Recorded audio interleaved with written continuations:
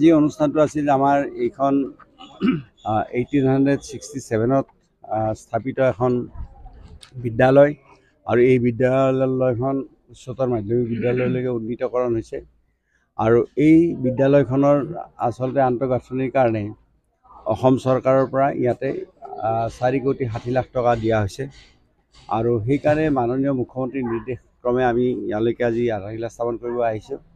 গতিকে মুখ্যমন্ত্ৰী ডাঙৰীয়াই গাৰ্জেন মিনিষ্টাৰসকলক কৈছে যে যিবিলাক বিদ্যালয় আছে প্ৰতিখন বিদ্যালয়লৈকে গৈ গাৰ্জেন মিনিষ্টাৰসকলে মানে আধাৰশিলা স্থাপন কৰিব লাগে আৰু সেই উদ্দেশ্যে আমি ইয়ালৈকে আহিছিলোঁ আৰু মাননীয় মুখ্যমন্ত্ৰী ডক্টৰ হিমন্ত বিশ্ব শৰ্মা ডাঙৰীয়াক আমি ধন্যবাদ দিছোঁ এইকাৰণেই যে আজি স্কুলসমূহৰ আন্তঃগাঁথনি নিৰ্মাণৰ কাৰণে তেখেতে কিছুমান স্কুলত 8 কোটি য'ত অৱস্থা একেবাৰে বেয়া, কিছুমানত 4 কোটি 6 কোটি এনেকৈ পইচা দিছে। প্ৰথম পৰ্যায়ত সমগ্ৰ অসমত যিমান স্কুল দিয়া হৈছে গতিকে প্ৰায় 2,500 কোটি টকা প্ৰথম পৰ্যায়ত খৰচ হ'ব।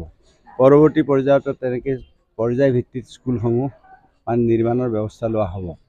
গতিকে আজি এনেকুৱা ধৰণৰ যুগান্তকাৰী কিছুমান সিদ্ধান্ত মাননীয় মুখ্যমন্ত্ৰী ডক্টৰ হিমন্ত বিশ্ব শৰ্মাই লৈছে আৰু যাৰ ফলত আজি শিক্ষা ব্যৱস্থাটোৰ আন্তঃগাঁথনিৰ জৰিয়তেদি আমাৰ এই শিক্ষা ব্যৱস্থাটোত আমাৰ ছাত্ৰ ছাত্ৰীসকলো উপকৃত হ'ব, আমাৰ শিক্ষক শিক্ষয়িত্ৰীসকলো উপকৃত হ'ব।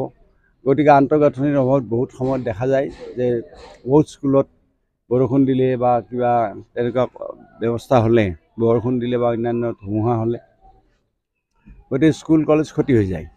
এতিয়া আন্তঃগাঁথনিসমূহ যেতিয়া ভাল হৈ যাব তো তেতিয়া আমাৰ ল'ৰা ছোৱালীবিলাকে ভালকৈ পঢ়িব পাৰিব, এইটো ভাল হ'ব। গতিকে এইটো আমি মুখ্যমন্ত্ৰী ডাঙৰীয়াক ধন্যবাদ দিছোঁ। বিদ্যালয়ৰ আমূল পৰিৱৰ্তনৰ কাৰণে বিভিন্ন ধৰণৰ পদক্ষেপ গ্ৰহণ কৰিছে, কিন্তু শিক্ষাৰ্থী কিয় কমি গৈছে, আনিব কিয় পৰা? শিক্ষাৰ্থী কমি গৈছে মানে শিক্ষাৰ্থী কমি গৈছে এইকাৰণেই যে আজিকালি মানুহবিলাকে প্ৰাইভেট স্কুলত পঢ়াৰ এটা মানুহবিলাকৰ এটা মানসিকতা গঢ়ি উঠিছে। গতিকে সেইটো গঢ়ি উঠিছে যেতিয়ালৈকে মানুহে এই কথাখিনি বাদ নিদিয়ে তেতিয়ালৈকে ছাত্ৰ ছাত্ৰী কমি থাকিব। কিন্তু আমাৰ যিখিনি আমাৰ চৰকাৰী স্কুল তাত আমাৰ শিক্ষক শিক্ষয়িত্ৰীসকলে যি ধৰণে তেওঁলোকে পাঠদান কৰে, যিমান তেওঁলোকে ছেক্ৰিফাইচ কৰে ছাত্ৰ ছাত্ৰীসকলৰ কাৰণে ত্যাগ কৰে, গতিকে প্ৰাইভেট স্কুলত মই ভাবোঁ যে ইমানখিনিতো তেওঁলোকে প্ৰচেষ্টা নচলায়। কিন্তু মানুহৰ এটা চিন্তা চৰ্চা হৈছে যে আমি প্ৰাইভেট স্কুলত পঢ়াম। এতিয়া লাহে লাহে কিন্তু সেই মানসিকতাটো সলনি হৈছে। চাওক, মই এটা কথা কৈছোঁ যে কাখনতো যেতিয়া প্ৰথম অৱস্থাত যেতিয়া ইণ্ট্ৰডিউচ হৈছিল আমি সকলোৱে জানো যে তো বলবৎ হ'ব, কথাটো কৈছোঁ। বলবৎ হ'লে কিছুমানে হয়তো ৰাজনৈতিক স্বাৰ্থত হয়তো কিবা আন্দোলন কৰিব পাৰে।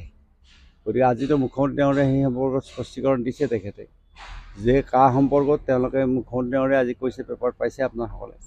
গতিকে কিছুমান মানুহে হয়তো ৰাজনৈতিক দৃষ্টিভংগীৰে এই কথাখিনি হয়তো আন্দোলনৰ দৃষ্টিভংগীৰে ল'ব পাৰিব, কিন্তু সেইটো মই নাভাবোঁ যে অসমৰ ৰাইজে এইটোত সহযোগ কৰিব।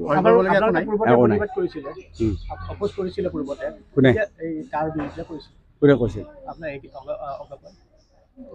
কৈছিল তাৰপিছত অগপ আহি আমাৰ লগত আহি যোগ দিলে, তেওঁলোকে সমৰ্থন কৰিছে।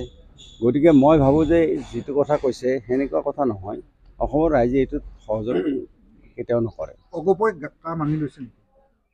যদি মানি নল'লেহেঁতেন তেতিয়া চৰকাৰত তেওঁলোকে যোগদান কৰিলে হয়।